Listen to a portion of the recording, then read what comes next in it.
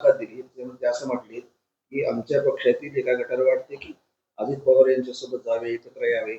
आणि दुसरं असं तेही म्हणले की संसदेत विरोधी पक्षात बसायचे की नाही हे सुप्रिया सुळे ठरवतील आणि इंडिया आघाडी आज सक्रिय नाही असे परखड मत शरद पवार यांनी त्या दैनिकात व्यक्त केले. शरद पवारांचं गेल्या 2 महिन्यापासून जर एकंदरीत सर्व ऍटिट्यूड पाहिलं किंवा त्यांचं काम करण्याची पद्धत जर पाहिली तर शरद पवार आणि अजित पवार एकत्र येतील असं चित्र दिसतंय. आणि ते त्यांनी स्पष्ट केलेलं आहे. त्यांचे अनेक आमदार अस्वस्थ आहेत, ते महाविकास आघाडीवर राहू इच्छित नाही, हे पूर्वीपासून ठरलेले आहे त्यांचं. म्हणून मला वाटतं भविष्यामध्ये जास्त वेळ लागणार नाही.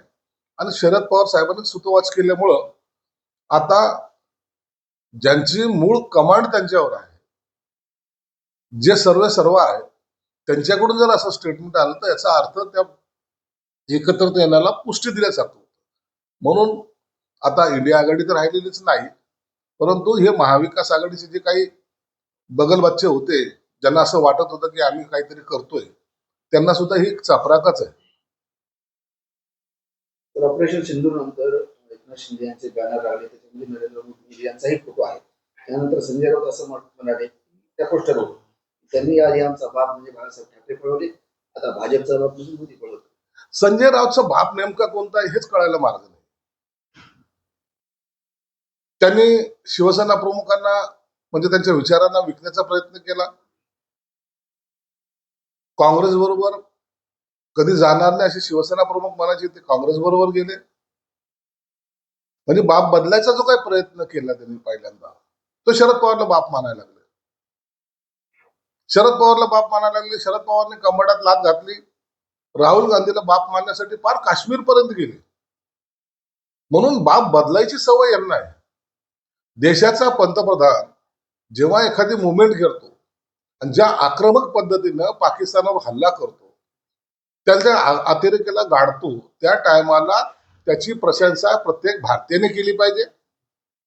काँग्रेसने सुद्धा केलेली आहे, शरद पवार साहेबांनी केलेले. मग काय त्यांनी त्यांचा बाप बदलला? परंतु यांना बिनडोक लोकांना फक्त स्वतःच्या राजकारणापुरतं सर्व दिसतंय. म्हणून आम्ही त्यांची काळजी करत नाही, परंतु आम्हाला गर्व आहे, आम्हाला स्वाभिमान आहे आमच्या पंतप्रधानावर की त्यांनी एक चांगला निर्णय घेतला आणि त्यांचं आम्ही स्वागत निश्चितच सर्व जनतेने केलेले आम्हीही करू. म्हणून यांच्या बोलण्याने काही राजकारणात फरक पडत नाही, परंतु बाप बदलायची सवय त्यांना आहे. तर पहलगाममध्ये हल्ला झाला पर्यटकावर, त्यानंतर सर्वपक्षीय बैठक झाली, त्या बैठकीला उपाटाचं कोणी गेलं नाही. नंतर आता एअर स्ट्राईक झाला, त्यानंतर आज पुन्हा सर्वपक्षीय बैठक होती. आम्ही कारवाईची वाट बघत होतो, आता बैठकीत सहभागी होणार असं संजय राऊत. आता तुम्हाला कोणी विचारत नाहीये, उभाटाला मुळात त्यांची अस्तित्वहीन झालेले लोक आहेत. परंतु एक प्रोसेस म्हणून त्यांना आजचं निमंत्रण आहे. ते गेले किंवा नाही गेले तरी काही फरक पडत नाही. परंतु आता त्यांना जाणीव एवढी झालेली आहे की देश एकीकडे चाललेला आहे ना, आपलं जर दुसरीकडे गेलो तर लोक जोड्याने मारतील. म्हणून आजच्या बैठकीला ते पोचतील जरूर. आणि त्या बैठकीमध्ये काही बोलणार तर नाहीच नाही, परंतु ते बैठकीला गेल्यानंतर त्यांना मोदीचं अभिनंदनच करावं लागेल. तर काल राज ठाकरे यांनी मुख्यमंत्री देवेंद्र फडणवीस यांची भेट घेतली, परंतु कशासाठी काय घेतलं बाहेर आणलं, कसं बघताय भेटी? राज ठाकरेंचे सगळ्याचे चांगले संबंध मी पहिल्यांदा सांगितलं. ते देवेंद्र फडणवीसांशी भेटले असतील, निश्चित काही राजकीय गप्पा सुद्धा झाल्या असतील. पहलगामवर झालेल्या हल्ल्यासंदर्भात सुद्धा गप्पा झाल्या असतील. म्हणून त्यांना असं वेगळं काही घडतंय असं पाहण्याचं काही कारण नाहीये. ते नेहमीच सर्व राजकीय नेत्यांच्या भेटी घेत असतात किंवा त्यांना भेटत असतात. शिवसेना पक्ष सिंधानी नावाचा जो वाद आहे, त्यामुळे ठाकरे गटाची सुप्रीम कोर्टाकडे तातडीची सुनावणीची मागणी केली आणि कपिल सिब्बलांनी याचिका पण मांडली. त्यांना दुसरा पर्याय नाहीये. सुप्रीम कोर्टाने त्यांची तातडीची सुनावणी सुद्धा घेतली. मला वाटतं आता लवकरच त्यांची सुनावणी होणार आहे. परंतु मेजॉरिटी आमच्याकडे असल्यामुळं आम्हाला निश्चित खात्री आहे की निकाल हा आमच्या बाजूने लागेल. तर पाकिस्तानचे अजूनही दुरापती चालू आहे, सीमारेषेवर गोळीबार होतोय, अनेक नागरिक ठार झाले त्याच्यामध्ये आपल्या देशातले.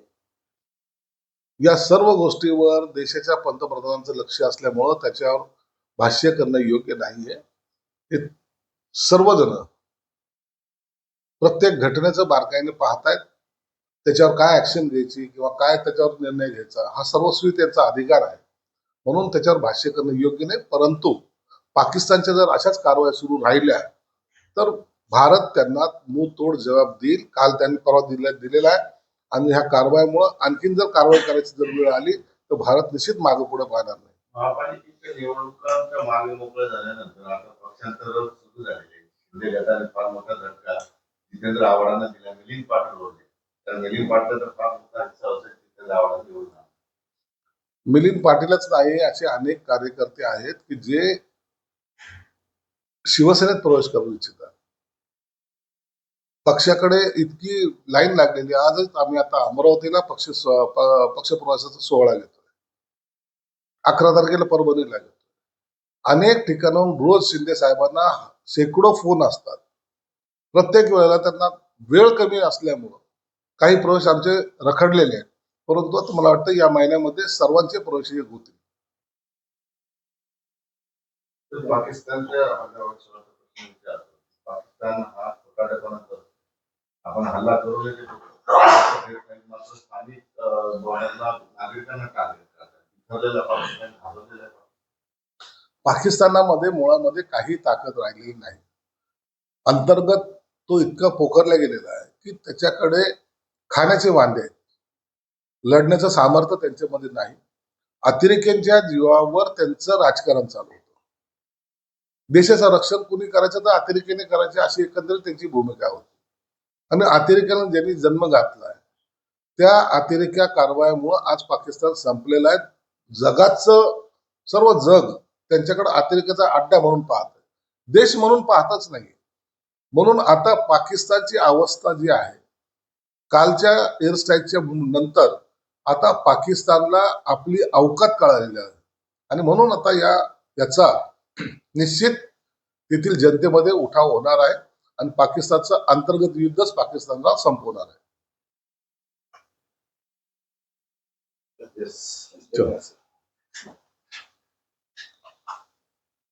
हॅलो, हा.